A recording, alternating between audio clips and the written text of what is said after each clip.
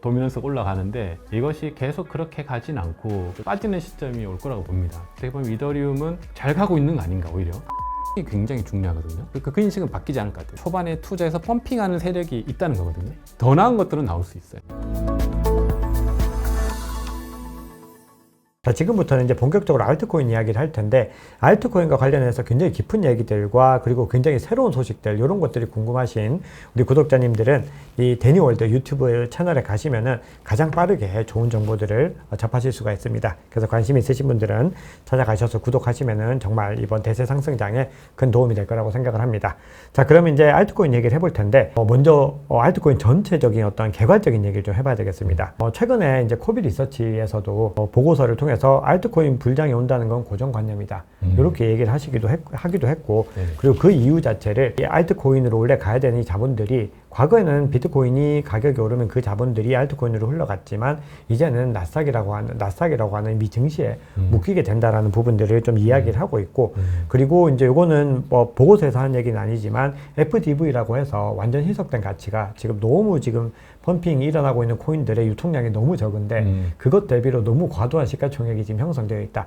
이런 얘기를 하고 있는데 대표님께서는 알트코인 불장 이번에도 좀 가능하다고 보시나요? 여전히 그냥 알트코인 불장은 가능하다고 보고 있어요. 그래서 네. 보고 있고 그 제 관점은 비트코인이 어느 정도의 고점을 형성할 때 시장이 아직 그렇게 판단하고 있지는 않은 것 같아요. 그래서 그렇게 판단할 때는 결국 이제 지금 비트 도미넌트가 굉장히 많이 올랐거든요. 네. 비트코인만 오르고 있는 거예요. 그렇죠. 지금은 독주하고 있는 상황이죠. 계속 도미넌스가 올라가는데 이것이 계속 그렇게 가진 않고 그 도미넌스가 빠지는 시점이 올 거라고 봅니다.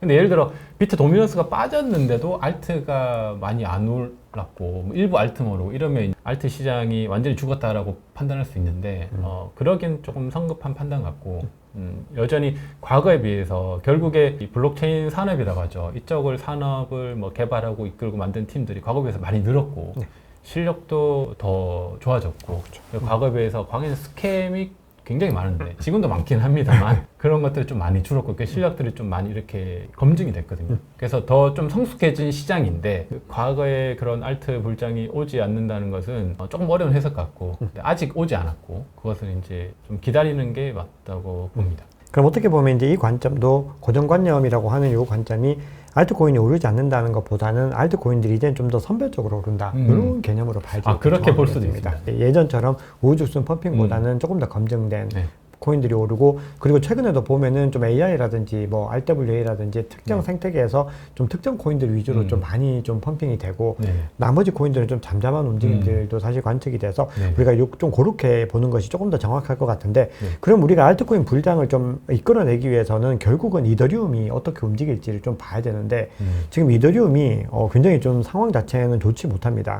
최근에 가스비가 거의 역사상 최저치 수준으로 떨어졌다라고 해서 굉장히 어떤 사용성들 네트워크의 어떤 활성도나 사용성도 많이 떨어지고 있고 거기에 이렇게 떨어지는 가운데서 이더리움 재단도 이더리움을 갖다가 대량으로 좀 매도를 하면서 지금 시장의 불안감을 키웠는데 이더리움이 이렇게까지 계속 안 오르고 있는 이유가 어떤 거라고 보시나요?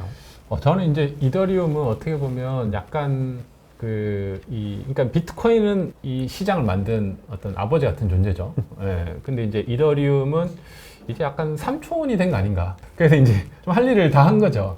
그래서 이제는 좀 어떻게 보면 이제 알트코인을 투자하고 알트코인 개발하는 입장에서는 이더리움에서는 뭐 크게 할 게 없다. 뭐 이런 흐름도 있는 거. 그리고 이더리움의 경우 이제 레이어 2가 올해 많이 생기면서 레이어 2로 많이 넘어갔거든요. 그래서 레이어 2에서 많은 그 활동들이 이루어지다 보니까 실제 본 이더리움 메인 체인에서는 그런 것들이 많이 일어나지 않는 그것도 이제 한몫을 합니다. 가스비가 떨어지는. 맞습니다. 그래서 그게 제일 중요하죠. 그러한 여러 가지가 있기 때문에 어떻게 보면 이더리움이 가격이 근데 이제 너무 떨어지면 안 되겠죠. 근데 너무 떨어진 건 아니고 비트에 비해서 좀 덜 오르긴 했고 뭐 여러 가지 이슈들이 있긴 하지만 어떻게 보면 이더리움은 잘 가고 있는 거 아닌가 오히려. 이더리움이 너무 이렇게 가격이 많이 오르거나 너무 떨어지면 더 이상 얘는 이제 이더리움 스타트업 같은 개념이 아니거든요. 어떻게 보면 약간 뭐 중견기업 혹은 대기업 같은 느낌인 거죠. 크립토 시장에서 대기업 같은 느낌인데 그런 대기업이 너무 이제 가격이 오르면 안 되는 거죠. 그래서 저는 그렇게 보고 있고요. 그래서 오히려 이더리움이 많이 안 오르는 게 좋다. 근데 이제 너무 이제 떨어지는 건 리스크가 있겠죠. 근데 뭐 그 정도는 아니니까 괜찮게 보고 있습니다. 지금 아직까지는 그렇게 우리가 우려할 만한 상황이 아니다. 이렇게 대표님 보고 계시는 거군요. 네네. 네, 그러면 대표님께서는 이더리움이 장기적인 전망으로서는 여전히 경쟁력이 크게 남아있다. 이렇게 보시는 건가요? 네, 이더리움이 알트코인 시장을 계속 주도한다고 저는 생각합니다. 그래서 그 위치가 쉽게 내려오진 않을 것 같아요. 그래서 2위 자리를 장기간 계속 유지한다고 저는 그렇게 보고 있습니다. 네. 자, 그러면은 이제 이더리움이 이제는 좀 반등의 어떤 랠리들을 이어가야 될 시점들이 역시나 이더리움이 다가오고 있을 테고, 네. 그리고 이더리움 같은 경우는 알트코인 중에서 유일하게 현물 ETF도 승인이 됐기 때문에 네. 사실은 올해 굉장히 많은 기대감이 있었던 것들이 사실입니다. 네. 덴쿤 업그레이드도 있었고, 이더리움 현물 ETF도 있었는데 그 기대에 아직까지는 부응하지 못하지만 여전히 경쟁력이 있는데, 그러면은 본격적인 랠리를 이어가기 위해서는 어떤 것들이 가장 중요하다고 보시나요? 이더리움의 경우는 그거 같아요. 이더리움은 아직도 계속 발전 중이거든요. 업그레이드가 많이 남아있고, 앞으로 해야 할 일들이 굉장히 많은데, 이더리움에서 어떤 굉장히 혁신이 나오기보다는 제가 말했듯이 약간 삼촌이라고 했잖아요. 그래서 이더리움이 해야 될 일은 뭐냐면, 문제만 없으면 된다. 저는 요거 관점입니다. 네. 이더리움에서 업그레이드를 진행했는데 문제없이 잘 됐고, 로드맵 있잖아요. 그 로드맵대로 뭐 기간은 걸리더라도 그것을 잘 수행해서 이더리움의 그 전체 그림을 완성을 하면, 아직 완성이 안 됐는데 레이어 2를 기점으로 해서 이 전체 그림이 완성이 되면 이더리움은 그때부터는 크게 할 일은 없다. 사고만 안 나면.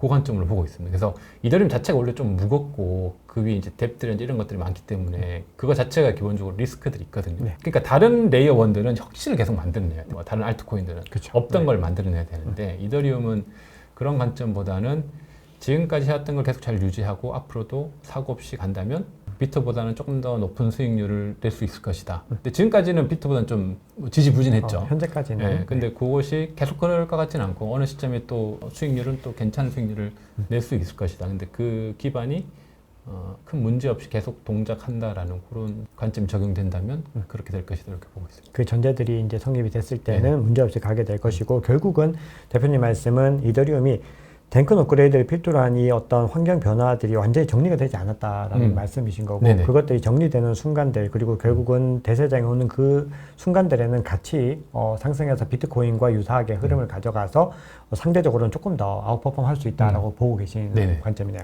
자, 그런데 또 제가 최근에 구독하고 있는 또 서비스에서 이제 누군가 이제 다른 기관에서 올린 이 보고서를 읽었는데, 이더리움 레이어 2를 한 것은 이더리움의 이 덴쿤 업그레이드와 레이어 2 전략이 굉장히 뭐 좀 좋지 못한 전략이었다. 이런 관점들을 제시하시는 의견들도 있는데, 이런 관점들은 또 어떻게 보시나요? 그것도 뭐 일부 의미는 있는데 그게 그러니까 무슨 말이냐면 이더리움이 레이어 2를 만들면서 사람들이 이더리움의 가치가 점점 뭐 없어진다 이거죠. 원래 이더리움이 이제 보안 역할을 하면서 레이어 2들을 이렇게 해서 이더리움에 다 몰리는 것들을 이렇게 분산화하는 거거든요. 그래서 가스비를 좀 해결하고 이더리움에 다 몰리는 리스크들을 제거하는 게 이제 레이어 2 전략인데, 해보니까 레이어 2에서도 똑같이 이더리움 쓸 수 있고 아무 문제 없으니까 이거 이더리움 뭐하러 써? 그냥 여기서만 자체에서 이거를 더 키운다 뭐 이렇게 되는 건데, 네. 단기적인 관점에서는 그럴 수 있어요. 근데 단기적인 관점에서는 그럴 수 있는데 장기적으로 보면 이건 이제 신생이기 때문에 결국에는 짧은 투자자들, 작은 금액은 여기 투자할 수 있지만 결국에 큰 손들, 고래들은 여전히 일부 레이어 2로 옮겨놓고 대부분 이더리움 메인 체인의 이더를 그대로 가지고 있어요. 그 말은 이더리움이 가장 안전한 체인이다라고 여전히 인식하고 있는 거죠. 그 인식은 바뀌지 않을 것 같아요. 예를 들어서 비트하고 이더 뭐 가지려 하면 비트 가지죠. 아무래도 이더는 조금 더 리스크가 있잖아요. 그런 관점하고 비슷하게 보면 될 것 같아요. 그래서 이더리움 메인 체인이 있고 레이어 2가 있는데, 그러면 내 이더리움을 레이어 2에 둘 거냐, 레이어 1에 둘 거냐, 레이어 1에 이제 두는 거죠. 그래서 그런 측면으로 좀 이해해야 될 것 같습니다. 자, 그러면은 우리가 지금 또 레이어 2에서 훨씬 더 많은 트랜잭션들이나 이런 것들이 나오고 있는데, 그럼에도 불구하고 또 레이어 2 가격도 크게 오르지 않고 있는 그런 환경들입니다. 그래서 이더리움을 대표하는 몇몇 레이어 2들, 뭐 제가 코인 명은 언급을 하지 않겠지만 몇몇 코인들이 대표적인 것들이 있는데 그 가격들도 지지부진한 상황들인데, 레이어 2는 장기적으로 관점 좀 전망 어떻게 보시나요?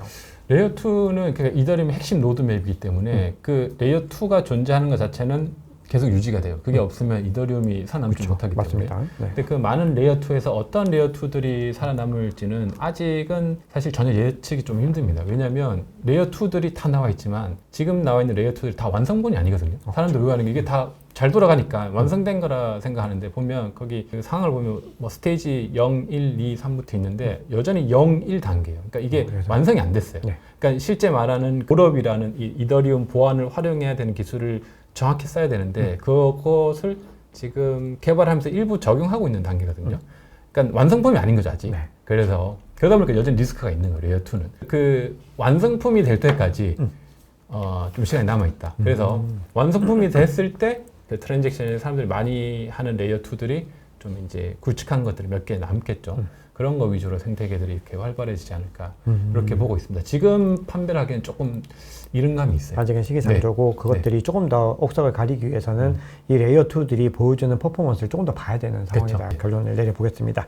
자, 그러면 이제 이더리움과 같이 또 같이 부각되는 가장 중요한 레이어 1 중에서 솔라나가 있습니다. 네. 솔라나가 최근에는 몇몇 이 펀더멘털 지표에서는 이더리움보다도 뭐 더 좋은 퍼포먼스를 내고 있다라고 해서 이제 솔라나의 어떤 좀 국면들이 펀더멘털로 많이 넘어가고 있는 부분들이 있고 실제로 거기에서는 뭐 민코인 거래에 의한 부분들이 많이 있다라고 해서 좀 비판의 목소리들도 뭐 여전히 같이 존재하고 있는데 솔라나는 전망 어떻게 보시나요? 솔라나가 한번 과거에 FTX 사태로 죽었잖아요. 근데 다시 살아났잖아요.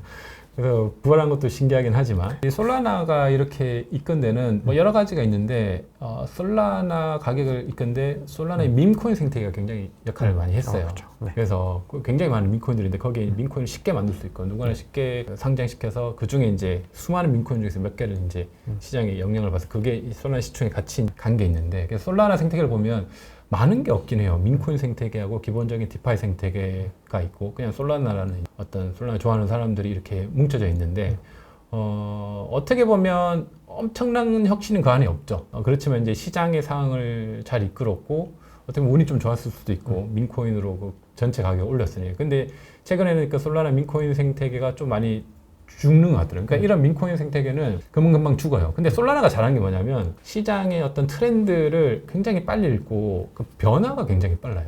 그러니까 솔라나는 메인 체인이 있고 민코인으로 이거를 좀 이끌었죠. 그렇다면 또 솔라나에서는 뭔가 또 이게 만약에 죽게 되면 뭔가 또 새로운 걸 만들 겁니다. 뭐 그래서 디핑 같은 것도 네, 뭔가 있고. 시장을 이끌 만한 그걸 만들 거기 때문에 그런 부분에서는 어떻게 보면 혁신을 하는 스타트업 같은 느낌? 그래서 계속 뭔가 새로운 걸 만들어내고 시장에 빨리빨리 변화하는 그런 거라고 볼 수 있죠. 이더리움은 이제 길게 뭔가 개발한다면 지금 하는 게 한 4, 5년 뒤에 효과를 발휘한다면 솔라나는 당장 다음 달에 하는 걸 막 만들어내는 거죠. 그런 느낌으로 보면 될 것 같아요. 자, 그러면 이제 솔라나에서 이제 민코인과 더불어서 민코인 관련해서 뭐 주피터 같은 프로젝트들도 많이 지금 회자가 되고 있고 실제로 뭐 굉장히 거래량들도 굉장히 많이 나오고 있습니다. 그리고 그 외에도 뭐 여기서도 자체적인 오라클 시스템이라든지 뭐 각종 디파이 서비스들을 런칭을 하면서 뭔가 본인들의 어떤 생태계를 이제 확장하려고 하고 있는데 대표님이 보시기에 솔라나 생태계에서 좀 주목해 볼 만하다 이런 프로젝트가 좀 있을까요? 솔라나에서 제일 핵심은 그 민코인을 만들어내는 그 생태계가 있어요. 서비스가 있는데 거기에서 그게 여전히 제일 유용한 것 같고 그거와 더불어서 솔라나 몇 개 이제 디파이들이 있거든요. 그 디파이랑 연계해가지고 그중 하나가 주피터 같은 게 되겠죠. 그렇게 연계해서 인센티브 같은 프로그램을 지금도 계속 돌리고 있어요. 그래서 결국에 이제 그냥 솔라나를 가지고 있는 것보다 거기 넣으면 뭐 수익이 2배, 3배, 뭐 에어드랍 같은 게 있기 때문에 그게 어떤 현재를 유지하는 어떤 펌핑의 기조죠. 그게 계속 하진 않아요. 그래서 시장의 유동성을 끌어모으기 위해서 하는 건데 그것 플러스 최근에 보니까 그 디핀들 꽤 있는데 디핀들 뭐 예를 들어 PC에 설치해 놓으면 포인트 같은 것처럼 뭐 그라스 같은 뭐 이런 것도 일반인들 많이 하시던데 그런 이제 디핀 서비스들이 토큰을 어디서 발행해야 되는데 토큰을 주로 솔라나에서 많이 발행을 하더라고요. 그래서 그게 이제 발행해서 시장에 어떤 수요를 받는 게 좀 쉬우니까 솔라나 생태계가 워낙 그 활발해 있으니까 민코인 때문에.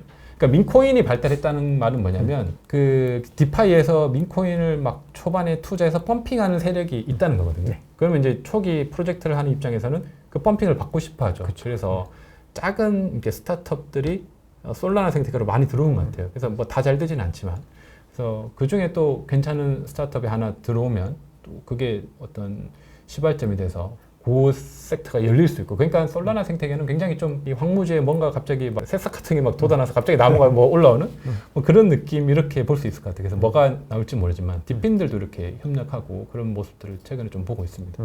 어떻게 보면 이제 대표님 말씀 좀 들어보면은 이더리움 같은 경우도 실험적이지만 솔라나는 훨씬 더 실험적이다라고 훨씬 더 봐야 되고 네.